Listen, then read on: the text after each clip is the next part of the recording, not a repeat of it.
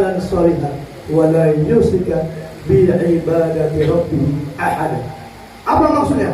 Barang siapa yang berharap bertemu Tuhannya, maka hendaklah ia beramal soleh dan janganlah ia mempersekutukan Tuhannya dengan sesuatu apapun dalam beribadah. Itu yang jelas Bapak Ibu. Nggak jumpa Bapak Ibu. Kalau kita beramal ibadah menyekutukan Allah, apa contoh kita beramal ibadah mempersekutukan Allah? Ketika sholat Bapak Ibu, Allahu Akbar.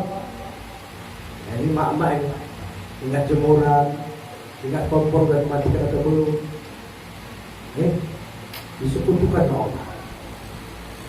Kalau laki-laki yang kerjaan belum selesai, yang uang belanja menumpuk, utang belum dibayar, terus berkecamuk.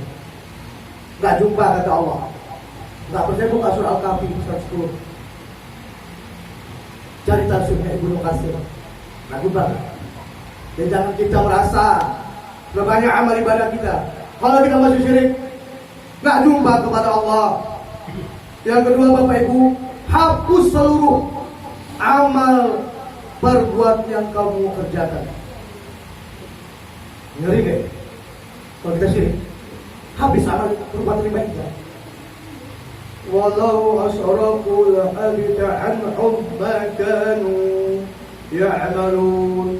Jika mereka masih berlaku syirik, kata Allah, niscaya lenyap amalan yang mereka kerjakan. Al-An'am ayat 88. Gak guna Bapak Ibu kata Quran ya. Ya Bapak Ibu marah sama saya menyampaikan apa firman Allah. Lenyap, hapus kata Allah. Masih banyak lagi Bapak Ibu yang harus Bapak Ibu paham dengan bahaya syirik. Bapak Ibu yang dirahmati Allah, maka hal yang paling dibenci oleh Allah adalah engkau berbuat syirik. Tidak ada perbuatan yang paling dibenci Allah kecuali hanya syirik. Apa kata Rasulullah? Itu. Ya Rasulullah, ditanya sahabat Nabi kita Muhammad SAW, apa dosa yang paling besar ya Allah, ya Rasulullah, terhadap Tuhan? Apa jawaban baginda Nabi kita Muhammad? Engkau menandingi Allah padahal Allah menjadikan dirimu. Hadis Imam Bukhari wa Muslim. Engkau menandingi Allah. Bagaimana maksudnya menandingi Allah? Bapak Ibu saya bertanya, Allah itu ada atau tidak? Wajib ada atau tidak? Wajib. Datang kita mengaku ada, syirik, bertanding kita kepada Allah. Ada Allah, ada kita, dua. Syirik. Kita nggak ada Bapak Ibu. Kalau mau tahu sebenar-benar kita bertauhid dan berhakikat, tidak ada kita mampu sedikit pun untuk menggerakkan tubuh. La haula wala quwwata illa billah. Begitu kita merasa mampu syirik, kita merasa sholat dicaci maki Allah, mau Bapak Ibu? Ketika sholat dicaci maki Allah, kita katakan nggak mau, tapi kita buat. Itu yang kata Allah dalam Quran surat Al-Ma'un ayat 4 dan ayat 5. Apa kata Allah? Apa kata Allah? Fawailul lil musallin. Ya sama-sama. Fawailul lil musallin alladzina hum an salatihim sahun. Apa maksudnya? Celaka kata Allah. Siapa yang celaka? Fawailul lil musallin. Celakalah bagi orang yang sholat. Coba, orang yang sholat celaka. Kenapa celaka? Alladzina hum an salatihim sahun. Mereka yang lalai dari sholatnya. Apa itu lalai? Itu buka kamus besar bahasa Indonesia cetakan tahun 92, cetakan Balai Pustaka tahun 1992, karangan Purwadarminta. Lalai adalah suatu kata yang diambil atau diadopsi dari bahasa Jawa yang asal katanya lali, artinya lupa. Jadi kita yang sholat, kalau kita lupa, tidak menyadari siapa yang menggerakkan tanganmu, siapa yang membuat lidahmu berkata-kata, siapa yang dapat memahami akalmu berpikir. Kalau kita lupa, maka inilah datang murka Allah, datang caci maki Allah, disumpah Allah kita. Kalau kita merasa berkata, merasa mendengar, merasa melihat, inilah syirik yang paling biasa. Bapak Ibu yang dirahmati Allah, saya hanya sebatas memberikan sebuah masukan untuk menggedor batin Bapak Ibu masing-masing, agar Bapak Ibu bisa pikirkan dengan akal sehat. Udah betul aku bertauhid, bagaimana kalau aku mati? Orang yang cerdas, kata Rasulullah, orang yang senantiasa memikirkan bagaimana dia mati bisa mengingat Tuhannya. Ini yang dikatakan Rasulullah, mangkana akhiru kalamihi la ilaha illallah dakhala al-jannah. Bapak Ibu yang dirahmati Allah, Zat Allah yang Maha Suci berfirman, wahai keturunan Adam, sesungguhnya engkau bermohon kepadaku dan meminta ampunan kepadaku, maka pasti aku ampuni. Aku tak peduli, kata Allah, seberapa banyak dan seberapa besar dosamu kepadamu. Hai Bani Adam, walaupun dosamu sebanyak awan di langit, itu kemudian engkau minta ampun kepadamu, pasti ku ampun. Wahai keturunan Bani Adam, sungguh jika engkau datang kepadaku dengan dosa sepenuh bumi, aku ampuni dengan catatan engkau tidak syirik kepadaku, kata Allah. Bapak Ibu, siapa yang bisa menghitung awan di langit? Ada? Banyak pun dosa kita seperti awan di langit, Allah pasti ampuni. Bapak Ibu, bisa Bapak Ibu memahami sepenuh bumi? Tak tahu kan apa itu dosa? Gimana dosa kita sepenuh bumi? Tapi kalau kau datang kepadaku, kata Allah, engkau pasti ku ampuni dengan catatan engkau jangan berlaku syirik kepadaku, kata Allah. Bapak Ibu yang dimuliakan Allah, maka ketahui dan sadari Bapak Ibu, apa yang disadari di dalam kitab. Ini kitab ini, kalau nggak boleh cari kitabnya, kitab Mukhtasar Al-Fiqh Al-Islami karangan Syekh Muhammad bin Ibrahim bin Abdullah At-Tuwaijiri. Ini kitab yang cari, nggak percaya. Kitab Mukhtasar Al-Fiqh Al-Islami, kitab fikih karangan Syekh Muhammad bin Ibrahim bin Abdullah At-Tuwaijiri. Apa kata kitab ini? Maka ketahuilah olehmu, wahai para hamba-hamba Allah, jika engkau ingin selamat hidup baik di dunia maupun di akhirat, pahamkan olehmu akan bahaya syirik. Akan bahaya syirik. Maka syirik itu terbagi atas dua perkara, syirik jari dan syirik khafi. Coba sama-sama kita ulangi. Syirik itu terbagi dua. Yang pertama syirik, yang kedua syirik khafi. Syirik jari dan syirik khafi. Adapun yang dikatakan syirik jari, yaitu syirik yang nyata, seperti engkau menyembah berhala, minta kepada kuburan yang diyakini mempunyai keramat, minta kekayaan kepada jin, setan, minta kesembuhan, percaya akan kekuatan selain daripada Allah, yakin kepada pawang hujan, rara, syirik. Mandalika, tapi di Mandala nggak ada yang syirik. Orang Mandalika yang syirik. Itu salah satu syirik yang nyata. Tak percaya, yakin kepada pawang hujan. Bapak Ibu yang dirahmati Allah, syirik jari atau syirik yang nyata terbagi tiga perkara. Ini tanpa sadar ini. Makanya mau diberitahuin supaya tahu sejauh mana kita syirik gak kita. Saya ulang Bapak Ibu, syirik jari yang artinya syirik nyata terbagi atas 3 perkara. Yang pertama, syirik fil khauf. Apa Bapak Ibu? Syirik fil khauf. Apa itu syirik fil khauf? Takut selain dari Allah. Selain daripada Allah, takut. Apa contoh? Apa misal? Ini ibu-ibu khususnya ya, tolong perhatikan. Takut ke kamar mandi. Banyak kan? Bang kawan bang berapa kali? Syirik. Satu contoh, itulah syirik fil khauf. Takut selain daripada Allah. Misalnya takut ke kamar mandi karena gelap. Untung sini nggak ada kuburan. Kalau di Surau, di Banjir sana, kalau pulang dari sana kuburan takut. Nah, syirik takut sama kuburan. Kalau lagi penampakan acik-acik itu ya kan. Kuburan kita. Syirik takut kepada kuburan. Apalagi? Wah syirik kepada benda-benda. Tahu kan? Wong Jawa, eneng, wong Minang eneng. Wah keramat ini. Ini punya babu ya. Syirik. Kalau dikasih cincin, wah ini kalau ada cincin ini, saya nggak takut pulang malam. Oh cincin besar, gedor pintu gampang. Jadi nggak takut dia.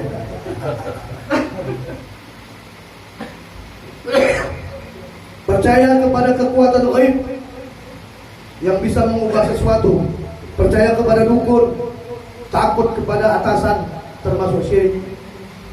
Fil khauf, takut selain daripada Allah. Apa kata Allah? Bukalah Al-Imran 175. Fala taqafuhum wa qafuna in kuntum mu'minin. Maka janganlah kata Allah kamu sekalian takut sama mereka. Akan tetapi kata Allah, takutlah kepadaku jika kamu benar-benar beriman. Jadi kalau ada yang takut selain daripada Allah, imannya KW. Itu aja. Kalau salahkan saya tanya Quran, itu kata Quran. Jika kau benar-benar beriman, kau hanya takut kepada aku kata Allah, jangan takut kepada mereka. Ah itu.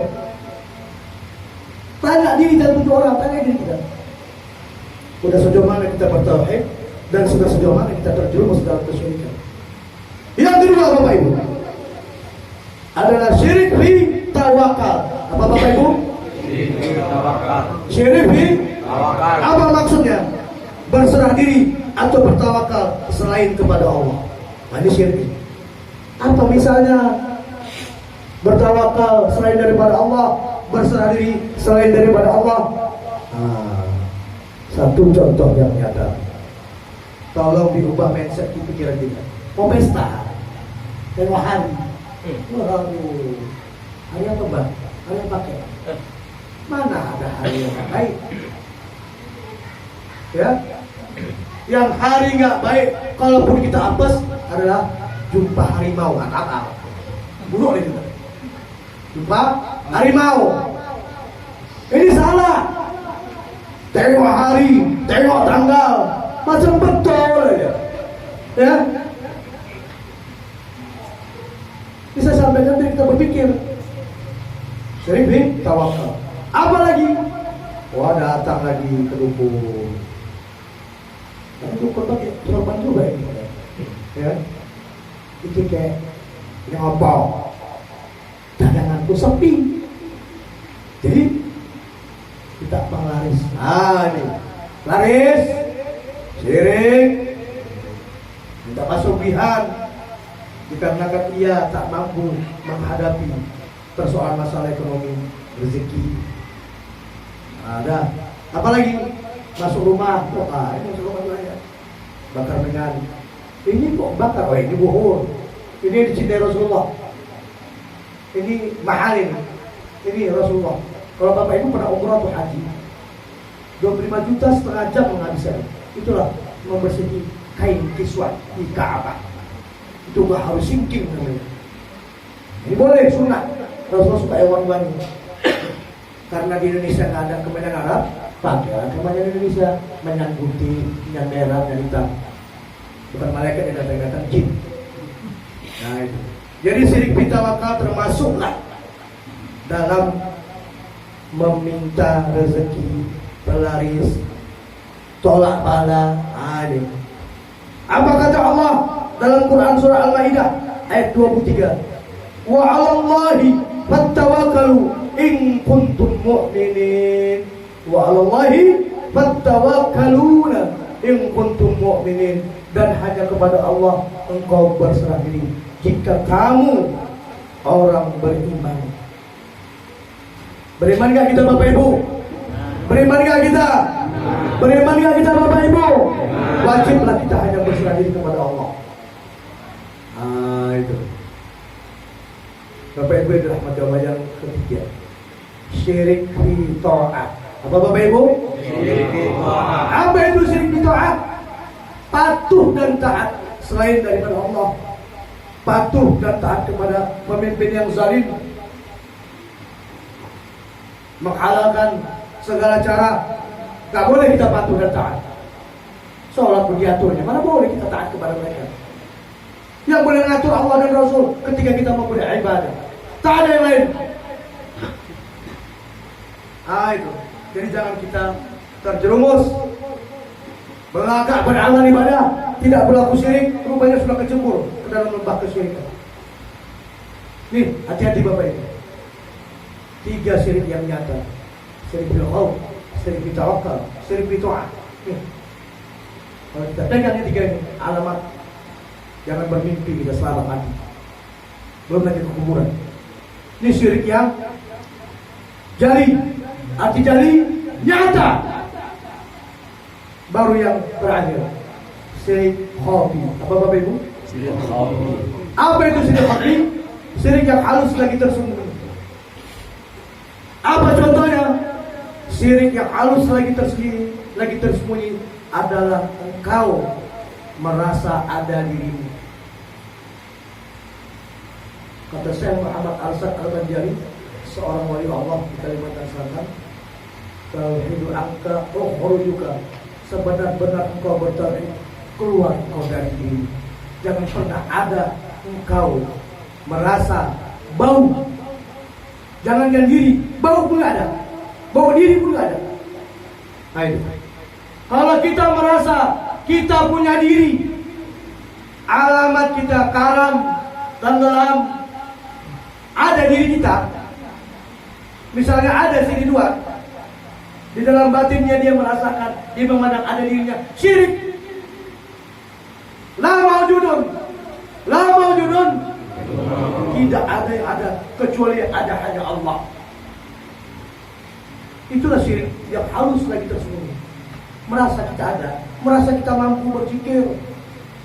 Wah, kita tunjukkan kita hebat. Ya, merasa kita kuat. Merasalah pokoknya ada diri kita. Sepanjang kiamat, sepanjang hari sampai kiamat, syirik terus. Itu. Walau tak lakukan sejadah, tak lepas dari syariat. Kalau kita tadi zikir merasa kita yang zikir, syirik. Makanya tadi kita minta ampun. Astaghfirullah Rabbi min qauli, ampunkan aku ya Allah ya Tuhanku dari mengatakan la ilaha illallah. Kenapa? Karena la ilaha illallah adalah kalam Allah, adalah perkataan Allah. Jadi Bapak Ibu harus sadari kita wajib bertauhid. Tak cukup hanya beramal ibadah tanpa ilmu. Bapak Ibu yang dirahmati Allah, itulah hak Allah yang wajib kita penuhi.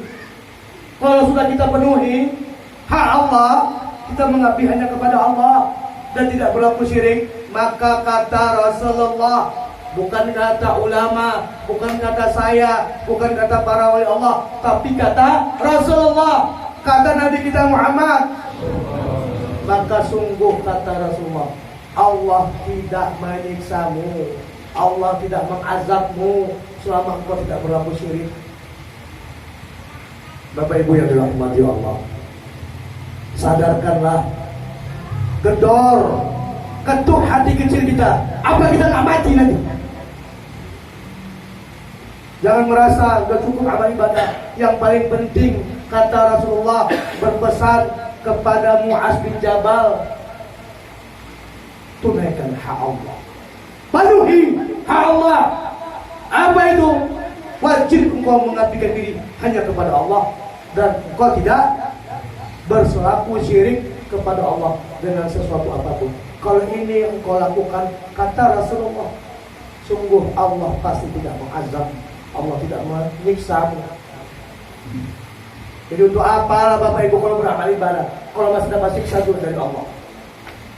Kenapa? Karena hak Allah belum kita penuhi. Penuhi Bapak Ibu hak Allah itu.